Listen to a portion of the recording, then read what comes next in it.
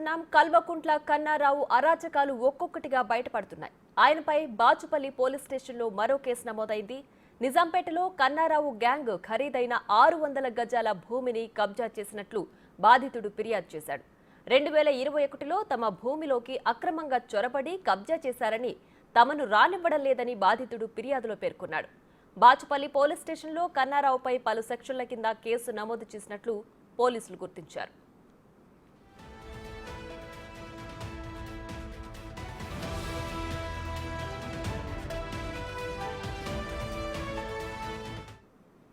కల్వకుంట్ల కన్నారావు అరాచకాలు ఒక్కొక్కటిగా బయటపడుతున్నాయి. ఆయనపై బాచుపల్లి పోలీస్ స్టేషన్లో మరో కేసు నమోదైంది. నిజాంపేటలో కన్నారావు గ్యాంగ్ ఖరీదైన 600 గజాల భూమిని కబ్జా చేసినట్లు బాధితుడు ఫిర్యాదు చేశాడు.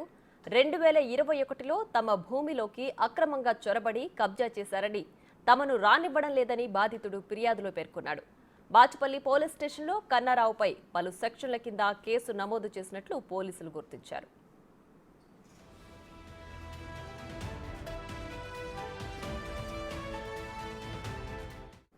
రైట్గా దీనికి సంబంధించి మరింత సమాచారం మా ప్రతినిధి సురేష్ ఫోన్ లైన్లో అందించడానికి సిద్ధంగా ఉన్నారు. సురేష్, చెప్పండి, కన్నారావు అరాచకాలు ఒక్కొక్కటిగా బయటపడుతున్నాయి. ప్రస్తుతానికి భూమి కబ్జా చేసినట్లు ఆరోపణలు వస్తున్నాయి. పూర్తి డీటెయిల్స్ ఏంటి?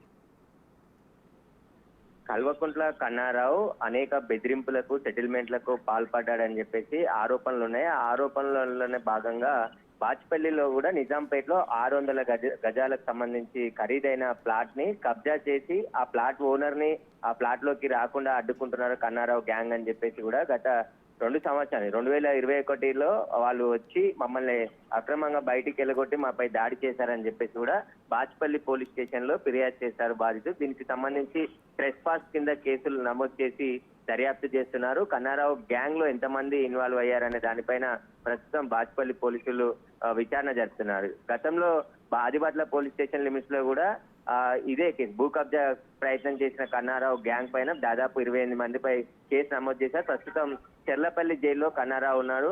మరో కేసు బంజారాహిల్స్ లో మొత్తం ఇప్పటికీ 3 కేసులు నమోదయ్యాయి కన్నారావుకు సంబంధించి. ఇంకా చాలా మంది బాధితులు ఉన్నారు. వచ్చి ధైర్యంగా ఫిర్యాదు చేయాలని చెప్పేసి కూడా బాధితులు చెప్తున్నారు. ఎందుకంటే గత 10 ఏళ్లలో కన్నారావు అనేక అరాచకాలు చేశాడు. బెదిరింపులకు, సెటిల్మెంట్లకి ఆయన మీద ఫిర్యాదులు చేసినా పోలీసులు గతంలో పట్టించుకోలేదని చెప్పేసి కూడా బాధితులు ఎవరు కూడా ముందుకు రాలేదు. కానీ ఇప్పుడు కన్నారావుకు సంబంధించిన అరాచకాలు బయటికి రావడంతోనే బాధితులు ఒక్కొక్కరుగా వచ్చి పోలీస్ స్టేషన్ లో ఫిర్యాదు చేస్తున్నారు.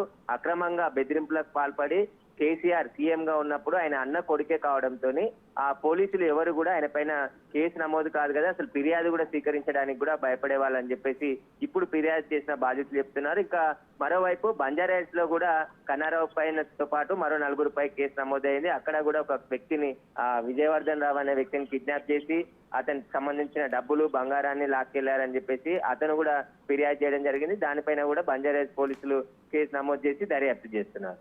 Right Suresh, thanks for the updates.